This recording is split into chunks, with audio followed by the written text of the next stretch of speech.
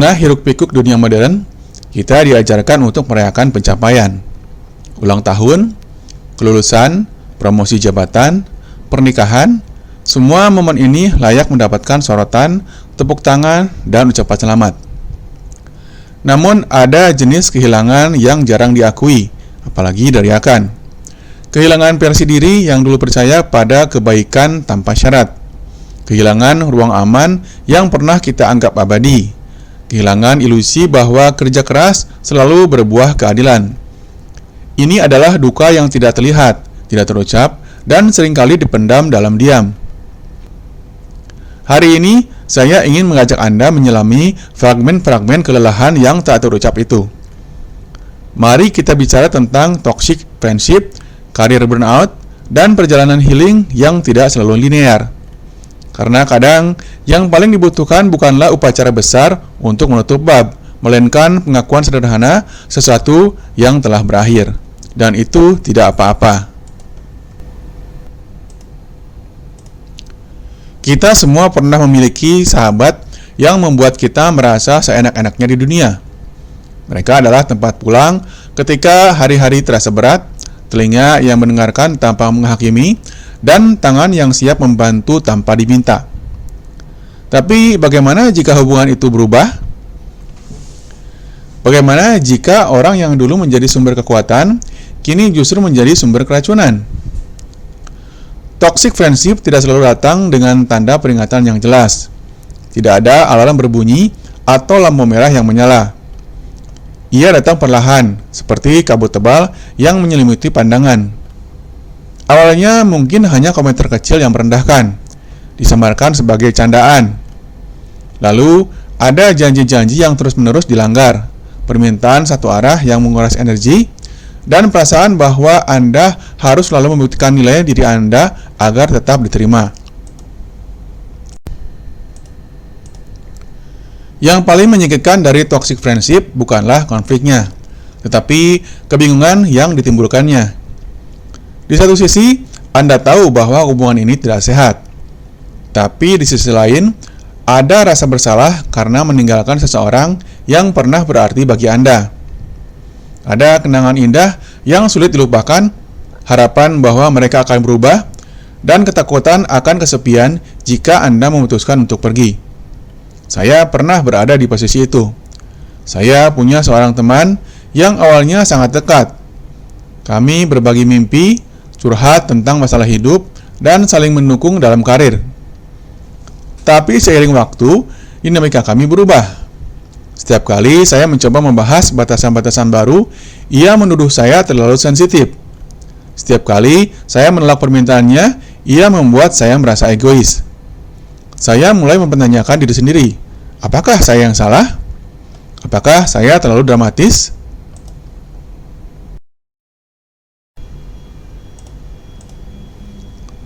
Titik balik terjadi ketika saya menyadari bahwa setiap interaksi dengannya meninggalkan rasa lelah daripada sebelumnya. Bukan lelah secara fisik, tapi lelah secara emosional. Saya merasa harus berjalan di atas kulit telur, selalu waspada agar tidak menyinggung perasaannya. Saya kehilangan ruang aman yang dulu saya miliki bersamanya. Memutuskan hubungan dengan toxic friendship bukanlah keputusan yang mudah. Tidak ada upacara perpisahan, tidak ada penutupan yang memuaskan. Yang ada hanyalah keheningan yang canggung, pesan yang tidak dibalas, dan pertanyaan yang tidak pernah terjawab. Tapi disitulah letak kekuatannya. Dengan memilih untuk pergi, saya akhirnya memberikan ruang bagi diri saya untuk bernafas lagi.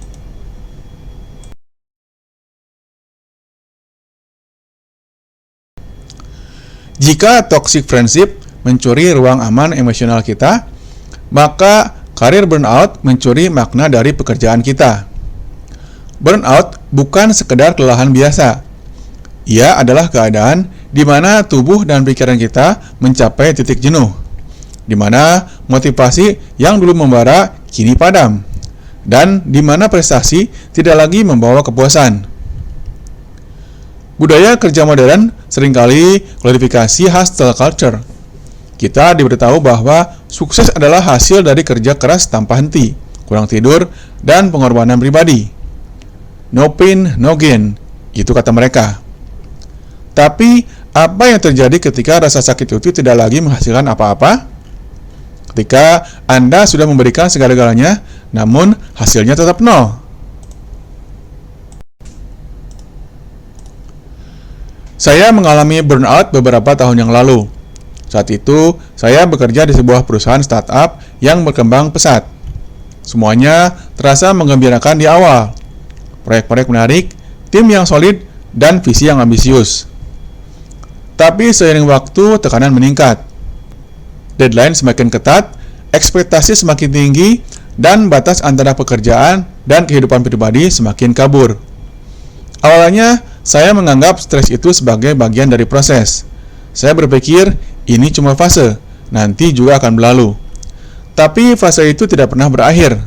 Malah, ia semakin parah. Saya mulai kehilangan minat pada hal-hal yang dulu saya sukai. Pekerjaan yang dulu memberi saya energi, kini mengurasnya. Saya merasa terjebak dalam siklus tanpa akhir. Bangun pagi, bekerja seharian, pulang larut malam, tidur sebentar, lalu ulangi lagi.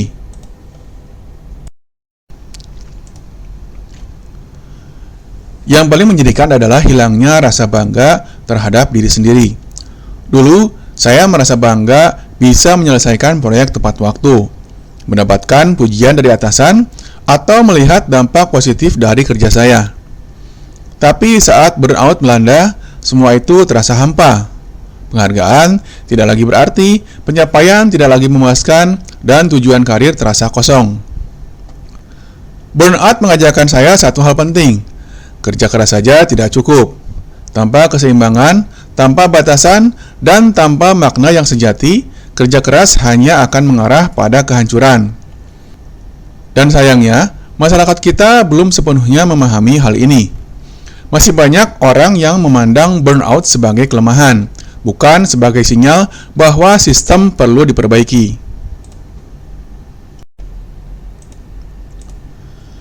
Setelah melewati toxic friendship dan career burnout, langkah selanjutnya adalah healing.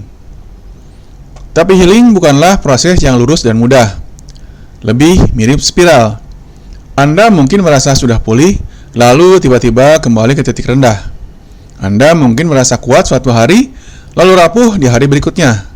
Dan itu normal. Healing dimulai dengan pengakuan. Mengakui bahwa Anda terluka, mengakui bahwa Anda butuh istirahat, mengakui bahwa tidak semua hal bisa dikendalikan. Bagi saya, pengakuan ini datang secara bertahap. Awalnya saya menyangkal. Saya bilang pada diri sendiri, aku baik-baik saja.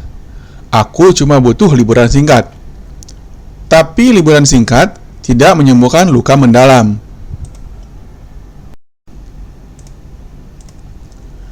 Kemudian saya mulai menerima bantuan. Saya berbicara dengan teman-teman terdekat yang benar-benar peduli.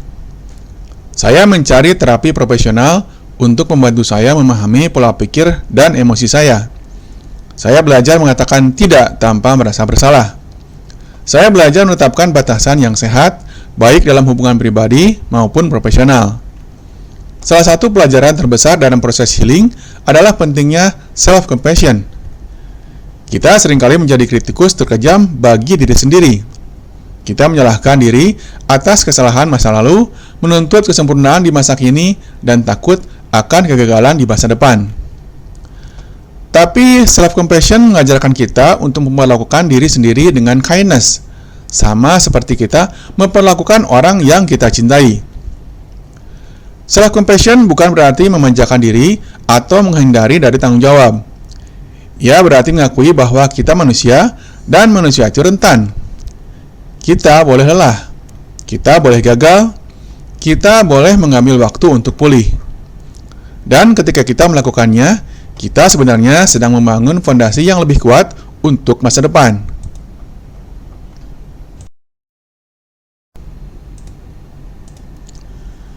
Kembali ke judul video ini, yaitu kehilangan yang tidak dirayakan.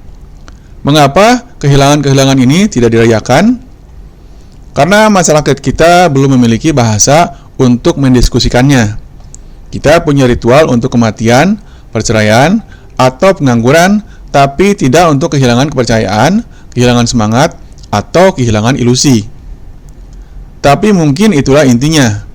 Tidak semua kehilangan memerlukan upacara. Kadang, yang dibutuhkan hanyalah momen hening untuk mengakui bahwa sesuatu telah berakhir. Bahwa versi diri yang dulu sudah tidak relevan lagi. Bahwa hubungan yang dulu berarti kini harus dilepaskan. Bahwa karir yang dulu membanggakan kini perlu dievaluasi ulang. Pengakuan ini bukanlah tanda kekalahan. Ia adalah tanda kedewasaan. Tanda bahwa kita cukup berani untuk menghadapi kenyataan meskipun kenyataan itu pahit. Tanda bahwa kita cukup bijak untuk mengetahui kapan harus bertahan dan kapan harus melepaskan. Dan setelah pengakuan itu, datanglah kebebasan. Kebebasan untuk memulai ulang.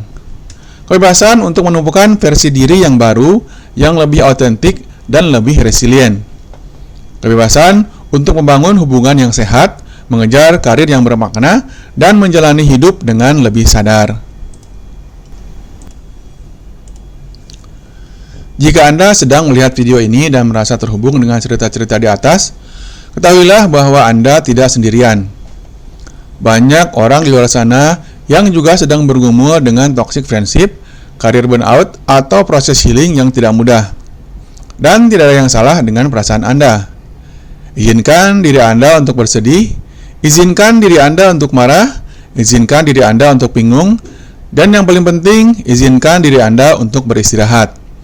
Dunia tidak akan runtuh jika Anda mengambil jeda. Justru dengan beristirahat, Anda memberi diri Anda sendiri kesempatan untuk pulih, tumbuh, dan menjadi versi terbaik dari diri Anda.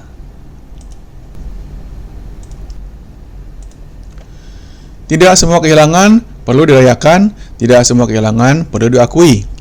Karena hanya dengan mengakui, kita bisa mulai menyembuhkan. Dan hanya dengan menyembuhkan, kita bisa mulai hidup lagi. Terima kasih telah menonton. Jika video ini menyentuh hati Anda, silahkan bagikan kepada orang-orang yang mungkin membutuhkannya. Dan jangan lupa untuk subscribe channel ini untuk konten-konten lainnya yang membahas bisnis dan kehidupan dan teknologi. Sampai jumpa di video berikutnya.